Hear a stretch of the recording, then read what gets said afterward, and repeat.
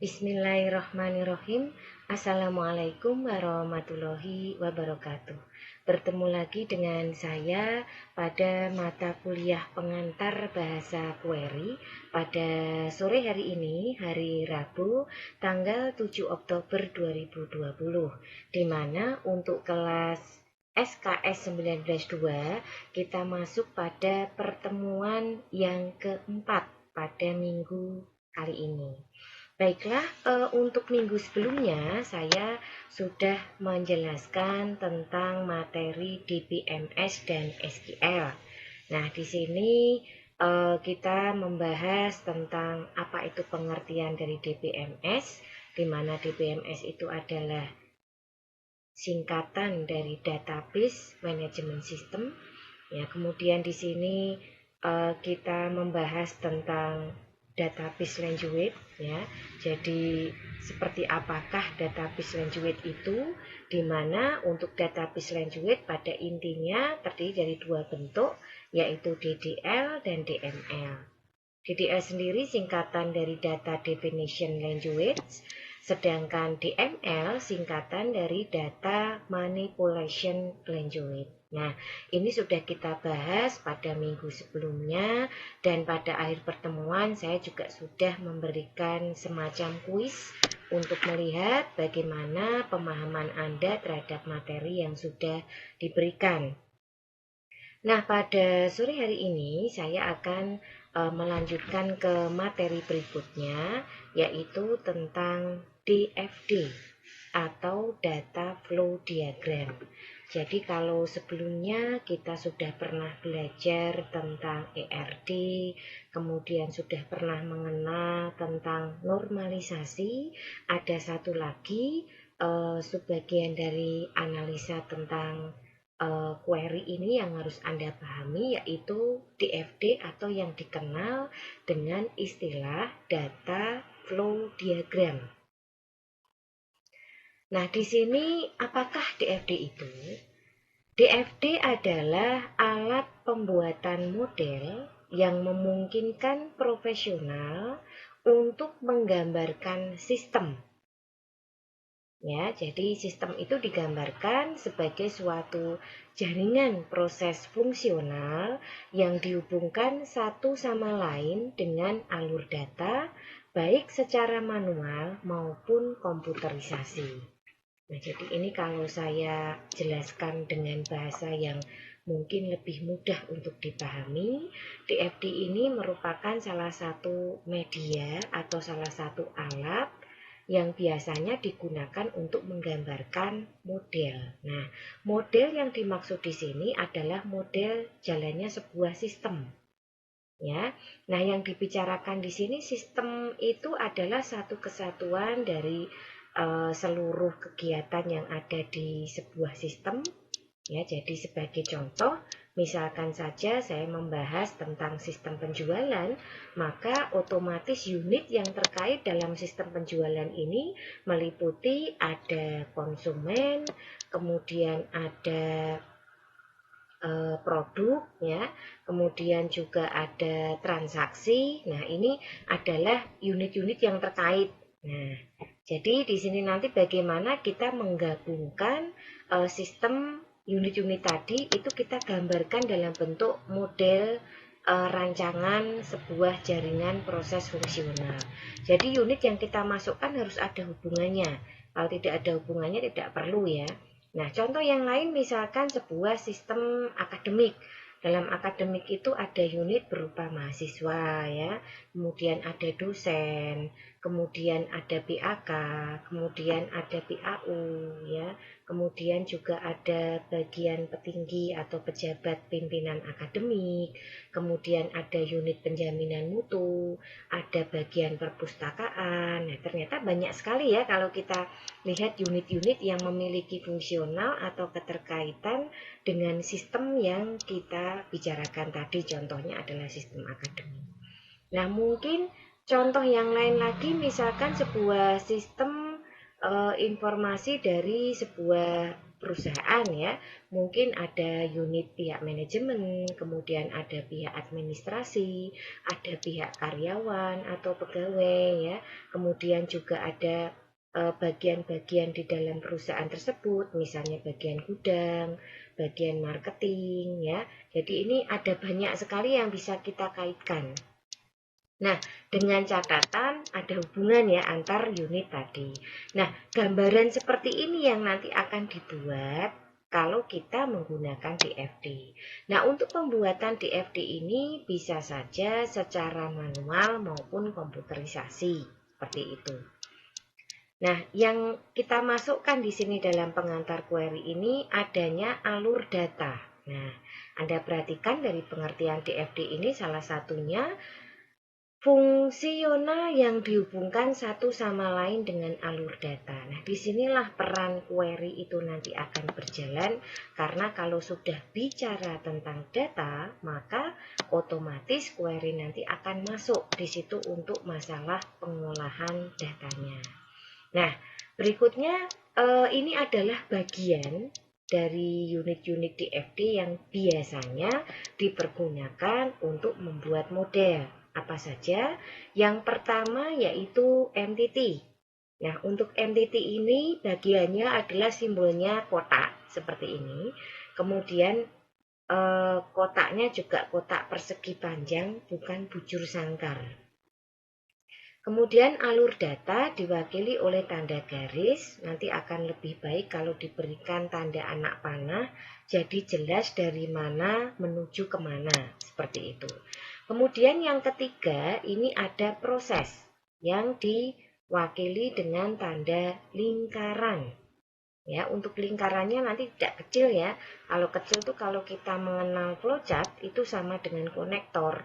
Kalau ini bentuknya agak besar lagi untuk proses ini karena menggambarkan proses yang terjadi di dalam sebuah sistem tersebut. Nah, kemudian yang terakhir adalah penyimpanan. Nah, penyimpanan ini bentuk storage-nya seperti ini. Ya, jadi ada double 2 seperti ini, kosong, tidak diberikan penutup seperti itu. Nah, perlu dipahami bahwa simbol-simbol DFD ini itu sifatnya mutlak tidak bisa diganti. Jadi mohon maaf jika nanti ketika Anda mendapat tugas untuk membuat DFD, itu jangan membuat simbol sendiri. Misalkan untuk proses diberikan lingkaran tapi sifatnya elips yang agak lonjong. Ini nggak boleh karena memang simbol dari proses itu adalah lingkaran ya, mutlak lingkaran. Kemudian untuk entity sendiri misal nanti akan diganti dengan bentuk misalkan saja bujur sangkar ya, sama sisinya juga tidak boleh karena memang ini adalah bagian DFD yang sudah paten dan memang nanti untuk membuatnya simbol-simbol ini yang akan dipergunakan. Nah, yang perlu dipahami bahwa setiap kotak ini nanti harus punya nama. Misalkan kalau entity atau unit itu, misalkan tadi ada bagian mahasiswa, ada bagian dosen, ada bagian pihak pimpinan akademik, kemudian ada bagian BAK, ada bagian BAU, seperti itu ya. Nah, kemudian kalau untuk proses sendiri ini menunjukkan cerita atau runtutan kejadian. Jadi misalkan saja untuk proses pendaftaran mahasiswa baru. Nah, berarti ini kan sebuah unit sendiri. Kira-kira yang terkait apa saja nih? Ada mahasiswa, kemudian ada administrasi, ya, kemudian ada BAU, ada BAK.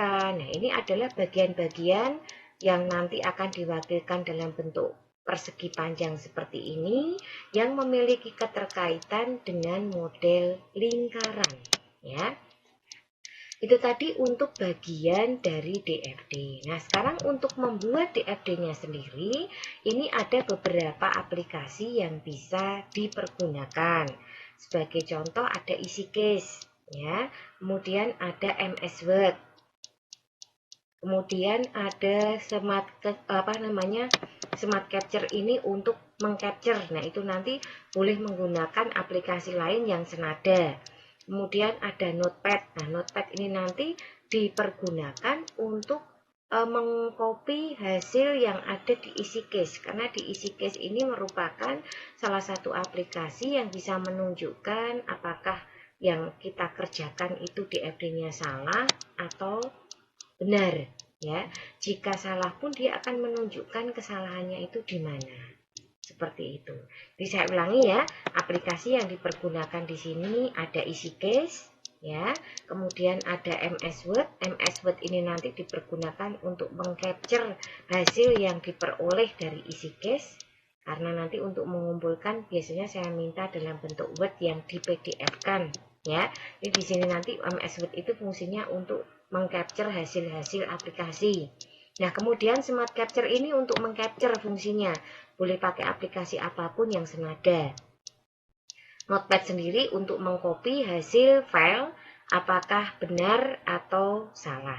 Ya, jadi itu bisa diuji kebenarannya. Nah, sekarang ada contoh kasus pembuatan DFD. Dicontohkan, ini ada identifikasi sistem, ya.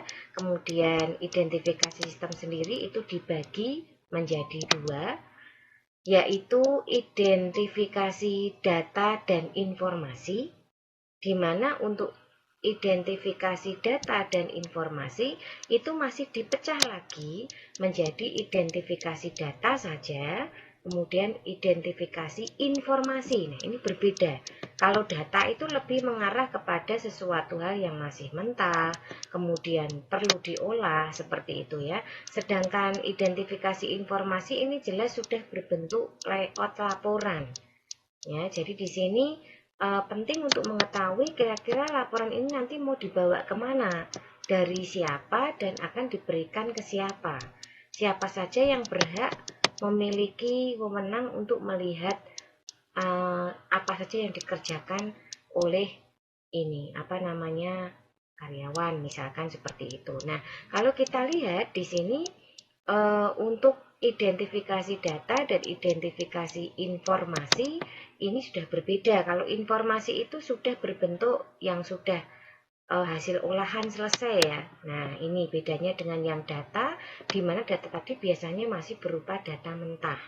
Nah, kira-kira contoh kasus di sini untuk sistem informasi tentang perhitungan gaji karyawan ya. Jadi untuk identifikasi data yang dibutuhkan di sini meliputi data karyawan, kemudian ada rekap data absensi. Karena dari absensi bisa diketahui berapa banyak karyawan itu absen misalkan. Kemudian absen yang sakit dengan absen yang bolos itu tentunya sudah berbeda perlakuan ya. Kemudian yang ketiga rekap data lembur. Ya, meskipun mungkin kalau dilihat dari datanya sendiri ini bisa saja nggak semua itu membutuhkan. Jadi yang membutuhkan jelas bagian keuangan ya atau penggajian, karena dengan lembur ini tentunya ada kompensasi yang lebih. Nah, kemudian yang berikutnya ada data jabatan, ada upah per jam, ada upah lembur. Luar biasa. Jadi ini adalah identifikasi data yang bisa kita lihat dari sebuah contoh kasus pembuatan DFD.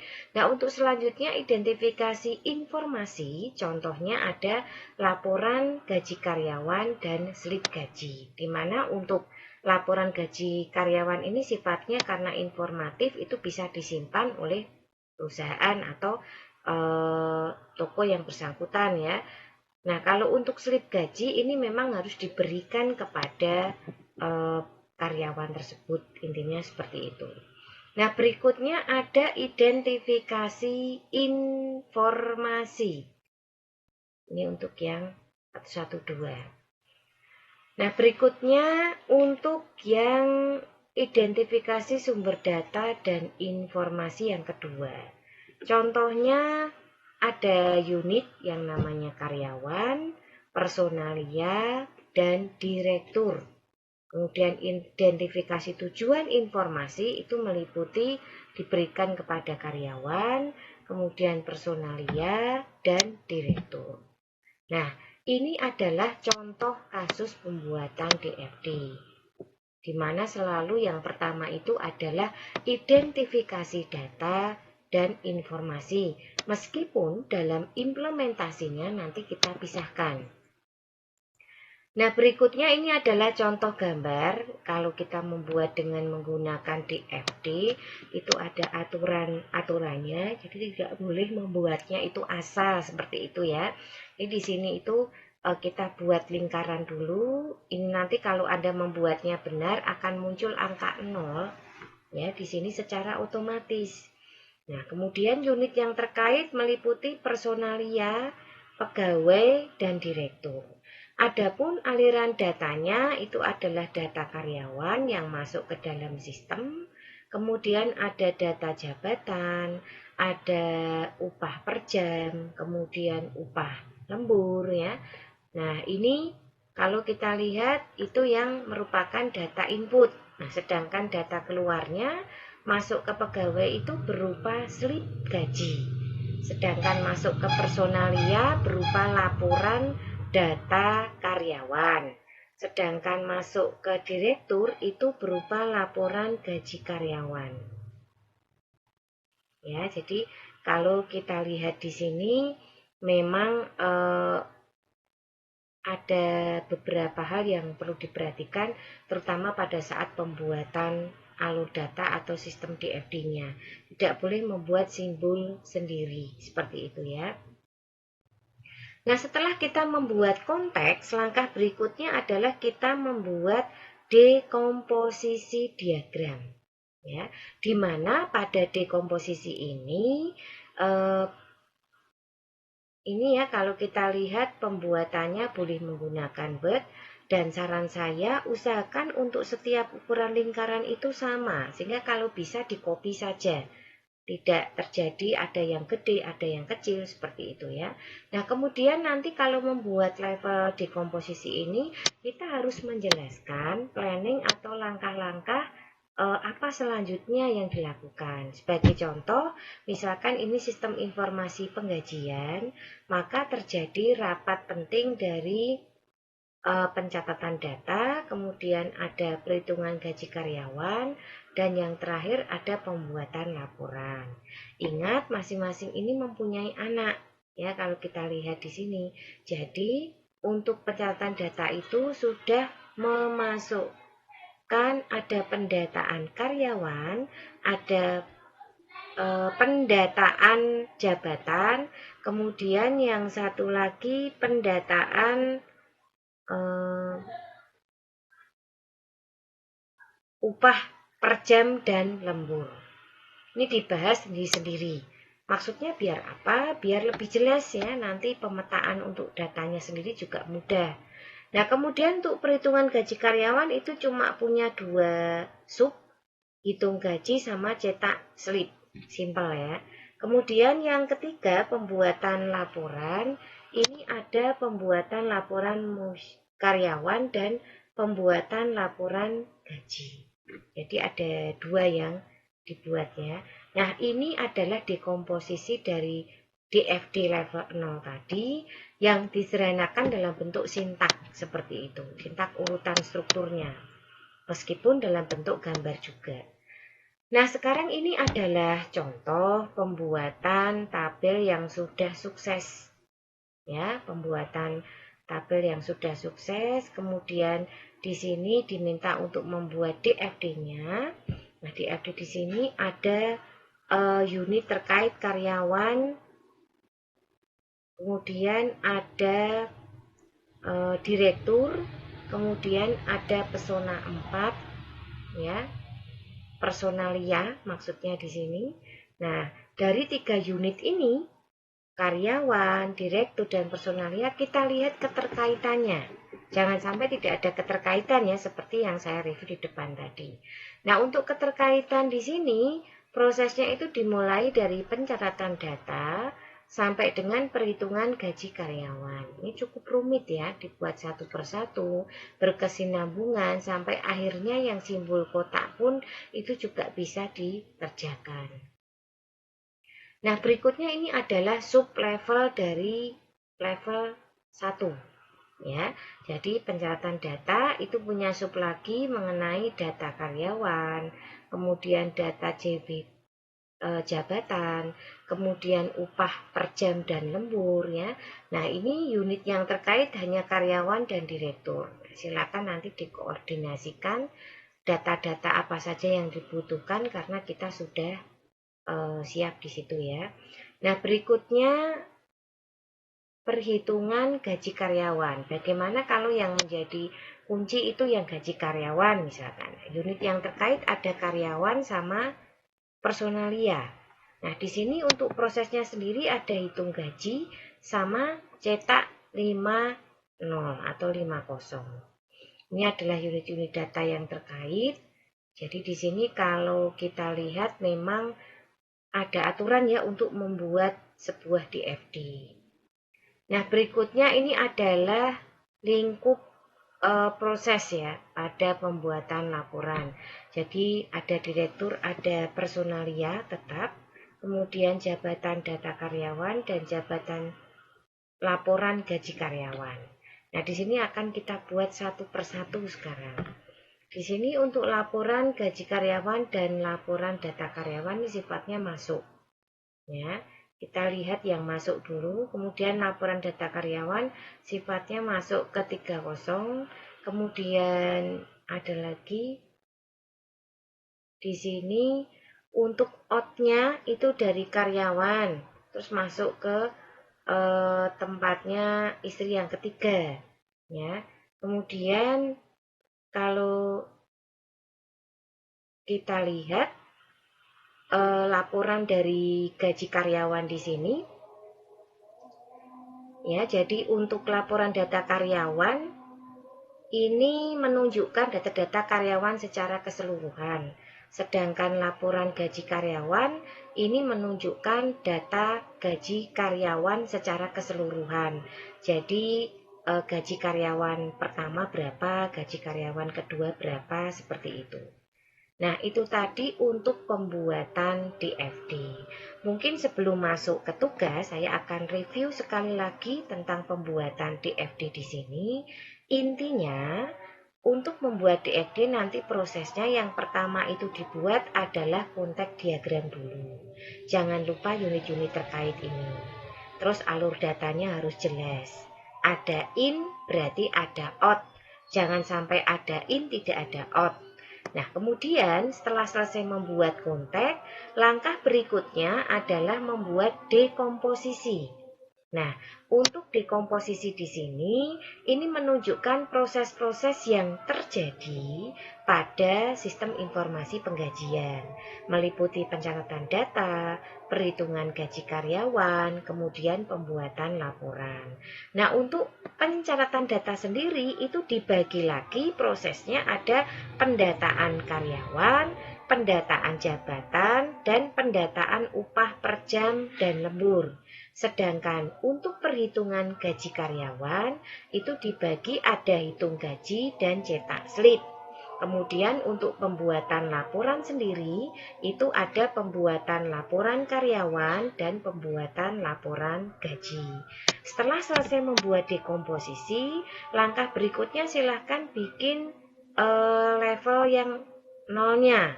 Nah, di sini diperhatikan itu ada angka 1, ada angka 2. Ini mengikuti yang dibuat di sini. Ya, ada angka 1, angka 2, angka 3 itu mengikuti dari yang ini level 0. Nah, kita perhatikan ada 1, 2, kemudian 3. Isinya pun juga sama persis. Unit-unitnya juga masih ada, data-datanya juga ada. Ya, nah berikutnya masuk ke sub levelnya pun ini juga mengikuti dari konteks tadi. Jadi kalau ingin mencocokkan itu tinggal dilihat di komposisinya ini apakah sesuai dengan gambar yang Anda buat pada level selanjutnya, khususnya untuk level 1. Seperti itu ya untuk pembuatannya. Nah, berikutnya sekarang kita akan masuk ke tugas untuk sore hari ini untuk kelas SKS 19. 2 di sini. Yang pertama, buat DFD untuk sistem informasi berikut ini. Ya, ada siswa akademik, ada siswa rumah sakit, ada siswa penjualan. Silahkan dipilih salah satu untuk tugas DFD ini. boleh mungkin searching atau browsing di internet. Kemudian tugas di capture dan dikumpulkan di grup Classroom tanggal 13 Oktober baik untuk kelas malam maupun kelas pagi. Nah, silahkan nanti setelah Anda melihat dari penjelasan saya tentang DFD, buat bagan-bagan seperti itu juga. Silahkan memilih dari 3 tema yang saya berikan di sini. Ada yang akademik, ada yang rumah sakit, dan ada yang penjualan. Ya, nah silahkan dipilih salah satu. Nah, baiklah, mungkin sebelum kita masuk ke penjelasan tugas, saya akan menginformasikan terlebih dahulu mengenai perolehan nilai sementara dari kelas SKS 192 ini. Ya, memang kelas sore ini cukup sedikit ya untuk anggotanya. Jadi kalau sudah ada yang aktif seperti ini dan menyelesaikan tugas itu sudah luar biasa gitu ya. Nah, di sini untuk tugas normalisasi itu ternyata yang kemarin ada Mas Fardan Andri Putra dan Muhammad Arif Setiawan yang belum ini ternilai. Nah, saya akan cek dulu untuk tugas normalisasi.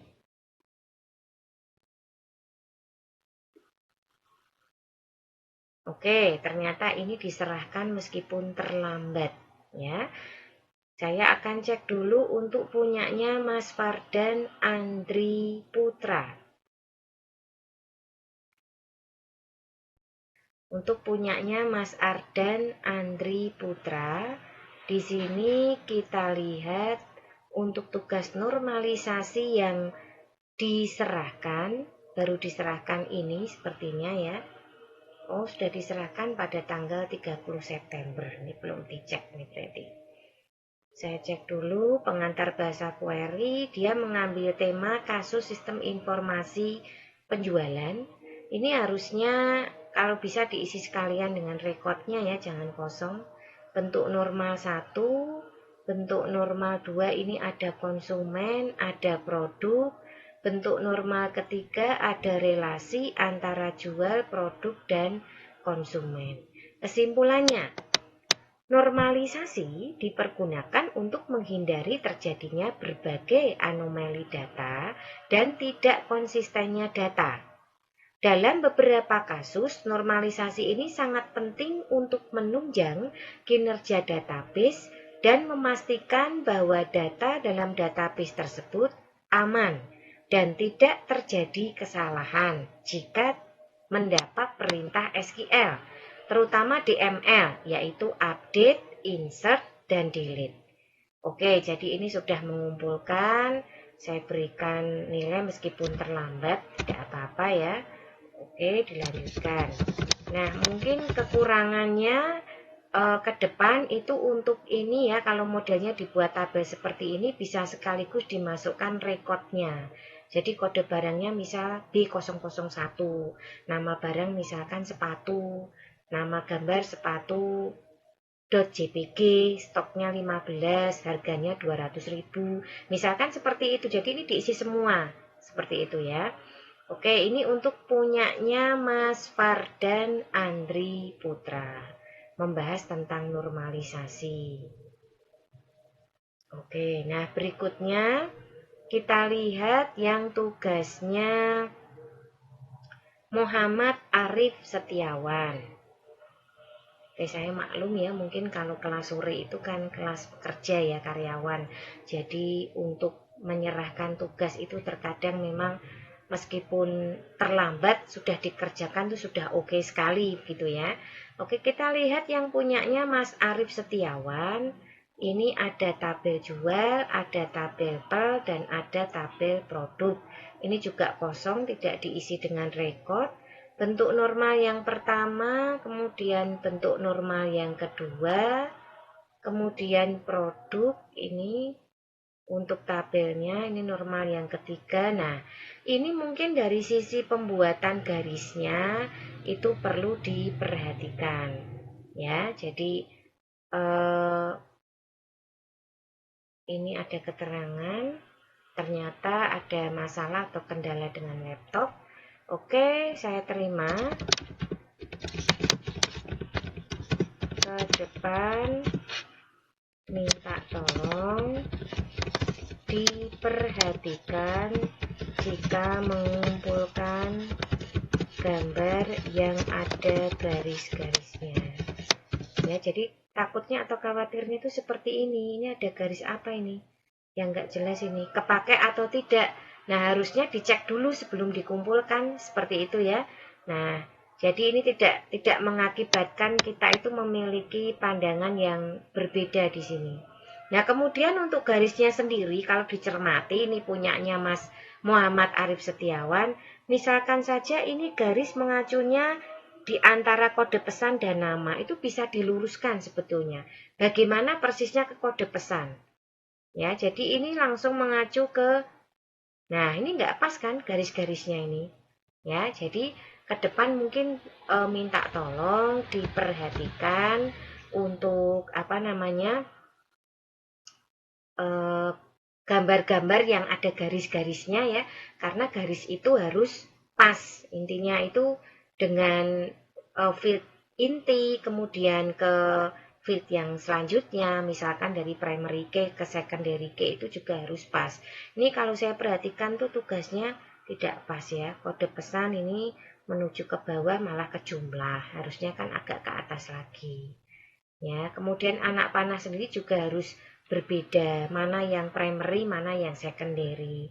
Arahnya itu bagaimana? Harusnya dari primary key dulu baru ke second. Ya, anak panahnya begitu. Nah, kemudian untuk bentuk normal seperti ini kalau bisa jangan bentuknya itu berjajar untuk field-fieldnya. Kita bikin ke bawah supaya lebih rapi. Ini kan seperti hanya mengelompokkan dan tidak ada batasan antara field yang satu dengan yang lain kecuali hanya spasi kosong ya. Jadi itu tadi yang bisa saya berikan untuk penilaian dari kelas SKS 19.2 ini sudah terisi semua. Nah, untuk sore hari ini memang tidak ada kuis ya, kalau saya lihat dari apa namanya tugas di sini, tetapi ada tugas, tidak ada kuis tapi tidak ada tugas. Silahkan nanti ketikkan hadir pada kolom komentar YouTube channel. Sedangkan untuk tugas silahkan dikerjakan. Kalau ada yang belum paham silahkan ditanyakan. Tolong diperhatikan batas waktu pengumpulan tugasnya. Jangan sampai terlambat kecuali Anda memang mempunyai kendala. Kira-kira itu dulu yang bisa saya berikan untuk sore hari ini. Terima kasih sekali lagi atas kehadiran dan perhatiannya. Selalu tetap jaga kesehatan. Mohon maaf jika ada hal yang kurang berkenan dalam saya menyampaikan materi. Wassalamualaikum warahmatullahi wabarakatuh.